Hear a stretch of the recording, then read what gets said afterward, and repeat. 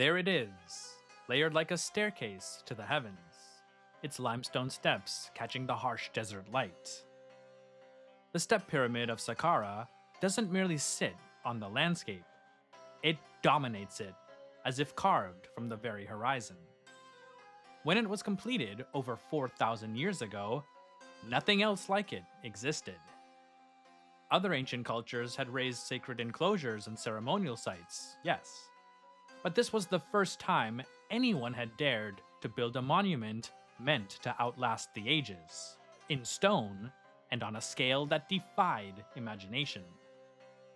For countless generations, Egyptian tradition credited this astonishing leap not merely to royal ambition, but to the genius of one man, Imhotep, vizier, chief architect, priest of Heliopolis, and one of the most remarkable individuals ever recorded in Egyptian history.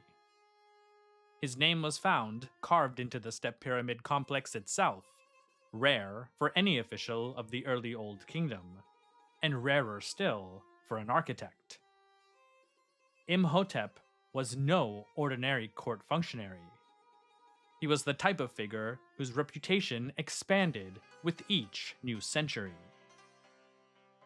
According to tradition, when King Djoser asked Imhotep what kind of tomb he should build, the architect's first instinct was to follow the customs of the past. A grand mastaba, the tried and true royal tomb of the first and second dynasties. But somewhere in the planning, perhaps in a moment of quiet reflection on the windswept Saqqara plateau, Imhotep conceived an idea that changed everything. What if, instead of a single rectangular structure, he stacked several mastabas, one atop the other, rising tier by tier toward the sky? That would make a statement for the ages. Nothing like it had ever been attempted in Egypt. But could such a radical, towering monument truly stand? And, more importantly, could it endure for eternity, guarding the king's body forever? Perhaps out of caution, Imhotep began simply. 4 rising steps, enough to test an idea that was daring for its time. When these tiers held firm, he pushed the concept further, broadening the base, building upward, and transforming that modest start into the 6-layered giant we know today. Unlike the later pyramids of Giza, its sides were never smoothed or filled in. It didn't need to be. This was the world's first great stone monument, Egypt's sudden leap into a new age of architectural ambition. 60 meters high, surrounded by a sacred precinct of more than 30 acres, and built from over 330,000 cubic meters, some 11.6 million cubic feet of stone and clay, the step pyramid reshaped the horizon of Saqqara and forever altered the trajectory of Egyptian architecture. The king was laid to rest in a granite chamber beneath the step pyramid, reached through the bewildering maze of tunnels. These passages were packed with tens of thousands of stone vessels, many inscribed with the names of earlier kings, suggesting that some grave goods may have been recycled for Djoser's burial. Their contents, along with the supplies kept in the massive grain storage galleries in the southwest corner of the complex, are believed to have been meant to sustain the king in the afterlife. But the complex was far more than a tomb. Imhotep designed it as a setting for Djoser's eternal mortuary cult and for the perpetual celebration of the Sed Festival, a ritual of renewal in which the king would symbolically continue to rule for all eternity. As for Djoser's body, it's long since vanished. Imhotep's own tomb remains one of Egypt's great mysteries. Several large 3rd Dynasty mastabas at Saqqara have been proposed as possible candidates, yet centuries of looting, reuse, and later construction have erased the clues that might have once identified their owners. Still, It seems reasonable to imagine that Imhotep would have been buried close to the colossal creation he conceived. But enough about architecture. Imhotep is also associated with Egypt's early medical tradition, with several surviving medical papyri giving us a window into the world he inhabited. Many combined practical remedies with magical incantations, reflecting the Egyptian belief that illness had both physical and spiritual causes. The most extraordinary of these texts is known as the Edwin Smith Papyrus, discovered in 1862. Though our preserved copy dates to the New Kingdom, the core material is far older, possibly as early as the Third Dynasty itself. Interestingly, the Edwin Smith Papyrus is almost entirely free of magical practices. It presents 48 cases of trauma, broken bones, wounds, fractures, and analyzes them with a level of clarity and rationality that wouldn't reappear in Western medical literature until the classical era. One case links paralysis directly to injury of the brain, demonstrating an understanding thousands of years ahead of its time. The existence of the Edwin Smith Papyrus hints that under Djoser and Imhotep, Egyptian intellectual life may have been more dynamic than we tend to assume. By the late period of Egyptian history, Imhotep had evolved into something like Egypt's own Renaissance man. He was remembered not just as a builder, but also as a sage, a magician, and a physician of remarkable skill.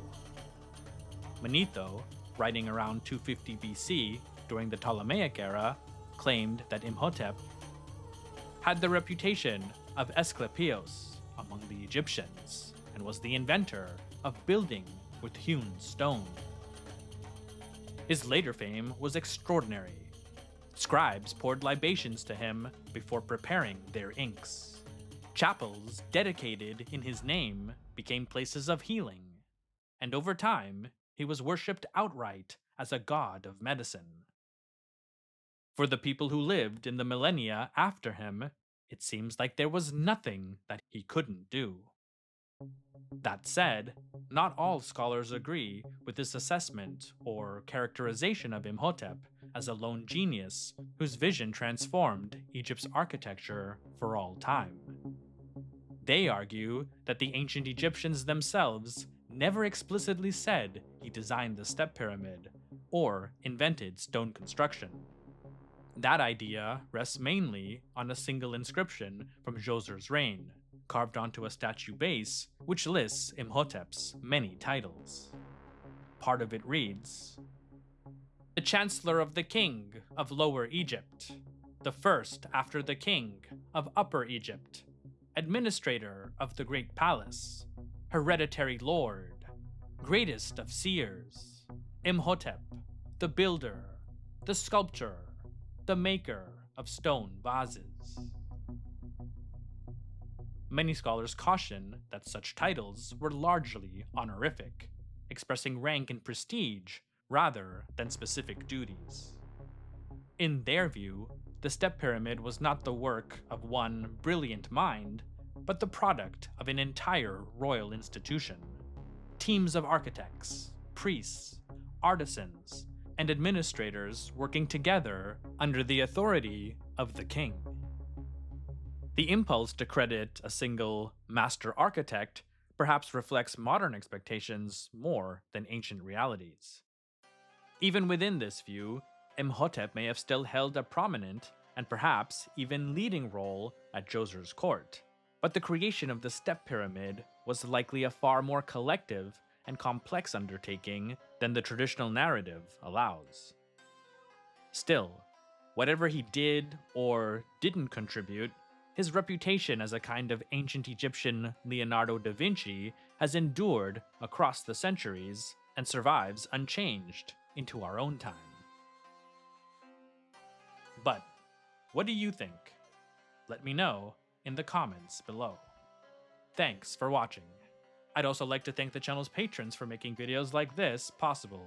These include, but are certainly not limited to, GrandKek69, Yap de Graaf, Pasta Frola, Michael Lewis, Daniel Allen, Danny Van Eck, Wenix TV, Robert Morgan, Strobex, Frank, Tim Lane, Sebastian Otato Correa, Michael Trudell, Leader Titan, Micah G, John Scarberry, William O'Brien, Andrew Bomer, Connor Dolson, Krish, Ben Van Rysvik, David R., Stephen Ball, Gabe, Monty Grimes, Franz Robbins, Cyrus Mir, Diane Astra, Nimrod Nir, Hypnosen, Brendan Redman, Faridun Dadachanji, Jimmy Daruwala, Anahita Debu, Gulistan Debu, Sher Kam, Farhad Kama, and all of the channel's patrons on Patreon for helping to support this and all future content.